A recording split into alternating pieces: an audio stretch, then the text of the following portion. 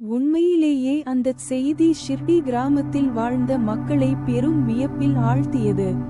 அதிகாலையில் ஷிர்டி பாபா வசிக்கும் மசூதிக்குச் சென்ற யாரோ ஒரு பெண்தான் முதலில் அந்த விந்தையான காட்சியை கண்டிருக்கிறாள். உடனே ஓடோடி வந்து பக்கத்து வீட்டுக்காரியிடம் சொல்ல விறுவிறுவென்று செய்தி பரவிவிட்டது. எல்லோரும் அவசரமாக பாபா வாழும் மசூதியை நோக்கி ஓடலானார்கள். பலருக்கு வேகமாக ஓட முடியாத நிலை. காலராவால் அவர்கள் உடல் மிகவும் தளர்ந்திருந்தது. சில நாட்களாகவே காலரா அந்த கிராமத்தில் வேகமாக பரவிக்கொண்டிருந்தது. 1910ஆம் ஆண்டல்லவா அது.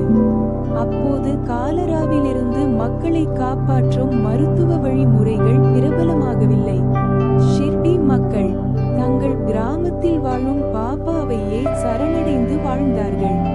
தெய்வ சக்தி இந்த மண்ணில் பாபா என்ற மனித உடலில் இறங்கி பல திருவிளையாடல்களை புரிந்து வருகிறது என்பதை அவர்கள் உணர்ந்திருந்தார்கள். நேற்றிரவு ஏராளமான பேர் அவர் வசிக்கும் மசூதிக்கு சென்று தங்களை காலராவில் இருந்து காப்பாற்றுமாறு பிரார்த்தனை செய்தார்கள். பிறவி பிணியிலிருந்தே மக்களை காப்பாற்றக்கூடியவர் உடல் பிணியிலிருந்து காப்பாற்ற மாட்டாரா? பாபா தெய்வீக புன்முறுவலோடு பேசலானார். நீங்கள் எல்லாம் என் குழந்தைகள் இல்லையா? உங்களை காப்பாற்ற தானே உலகிற்கு வந்திருக்கிறேன். படைத்தல், காத்தல், அழித்தல் என்று நான் செய்யும் முத்தொழிலில் காத்தல் தொழிலை நான் நிகழ்த்துவதற்கான காலம் அல்லவா இது? குழந்தைகளே, தீய சக்திகள் தான் உலகில் நோயை பரப்புகின்றன.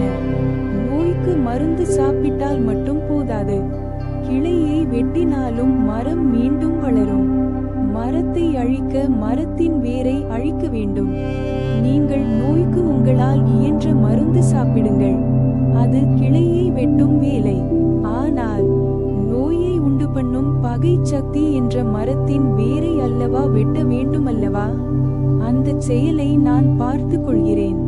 உங்கள் மனத்தில் உள்ள காமம், குரோதம் முதலிய பகை சக்திகளை நீங்கள் வெட்டி சாய்த்து விட்டால் உடல் பிணி மட்டுமல்ல, பிறவி பிணியே குணமாகிவிடும். அமிர்த துளிகள் போல் பாபா பேசிய பேச்சை கேட்டு மக்கள் நிம்மதியோடு வீடு திரும்பினார்கள். இதெல்லாம் நேற்றின் கதை. ஆனால் இன்று அதிகாலை பாபாவை பற்றி விந்தையான அந்த செய்தியை கொண்டு வந்திருக்கிறாள் அவரை காலையில் தரிசித்த பெண்மணி. அடியவர் கூட்டம் பாபா முன் குழுமியது. அவர் மாவரைக்கும் கல் இயந்திரத்தின் முன்னால் கால் நீட்டி அமர்ந்திருந்தார். பக்கத்தில் முரத்தில் கோதுமை குவிக்கப்பட்டிருந்தது. அவர் ஒரு சாக்கை தரையில் விரித்து அதன் மேல் திருகையை வைத்திருந்தார். இந்த இயந்திரம், இந்த சாக்கு, இந்த கோதுமை எல்லாம் எங்கிருந்து தான் வந்ததோ? அவர் காற்றிலிருந்து கூட எதையும் வரவழைக்கும் ஆற்றல் உள்ளவர் அல்லவா? தன் நீண்ட அங்கியின் கைப்புறத்தை மடித்துவிட்டு கொண்டு கொஞ்சம் கொஞ்சமாக கோதுமையை எடுத்து திருகையின் மேலிருந்த குழியில் போட்டார் பாபா. பின் கோதுமையை மாவாக அரைக்கலானார். அரைப்பட்ட மாவு வழிந்து கீழே கொட்டத் தொடங்கியது. பாபாவின் முகத்தில் சீற்றம். அவர் அழுத்தி திருகையின் மர கைப்பிடியை பிடித்து சுற்றி கொண்டே கோதுமையோடு பேசத் தொடங்கினார். ஓடு, இந்த இடத்தை விட்டு ஓடிப்போய்விடு. என் குழந்தைகளையா துன்புறுத்துகிறாய்? என்ன தைரியம் உனக்கு? இவர்கள் பக்கம் நீ கையை நீட்டினால் நீதான் அரைப்பட்டு சாக வேண்டும். புரிகிறதா? இப்போது மன்னிப்பு கேட்டு என்ன செய்வது? முதலிலேயே அல்லவா புத்தி வந்திருக்க வேண்டும். இந்த எல்லைக்குள் இனி வரக்கூடாது. சத்தியம் செய்து கொடு. ஓடியே போய்விடு.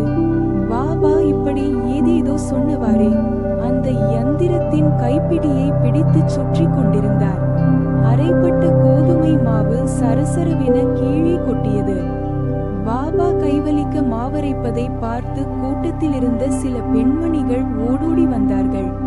பாபா, இந்த வேலை எல்லாம் உங்களுக்கு பழக்கமில்லை. உங்களுக்கு கைவலிக்கும். சற்று தள்ளிக்கொள்ளுங்கள். நாங்கள் அரைக்கிறோம். அவர்கள் அன்பால் விளைந்த உரிமையோடு பாபாவின் கையை பிடித்து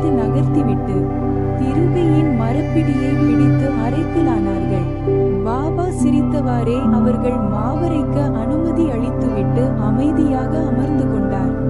பாபா சிரிக்காமல் என்ன செய்வார்? அண்ட சராசரங்களையும் படைத்து காத்து அழிக்கும் பரம்பொருளுக்கு மாவரைக்கும் போது கைவலிக்கும் என்று பதறுகிறார்களே இந்த பெண்கள். ஆனால் அந்த பெண்கள் தன்மேல் செலுத்திய பக்தி பாபாவின் மனத்தில் கல்கண்டாய் தித்தித்தது. பாபா அடியவர்களிடமிருந்து பக்தியை மட்டும் தானே எதிர்பார்க்கிறார். எத்தனையோ அடியவர்கள் அவருக்கு என்னென்ன பொருட்களையோ காணிக்கையாய் கொண்டு வருகிறார்கள். ஜகஜ்ஜோதியாய் அகில உலகையும் தன் பிரகாசத்தால் துலங்கச் செய்யும் சூரியனுக்கு கற்பூர ஆரத்தி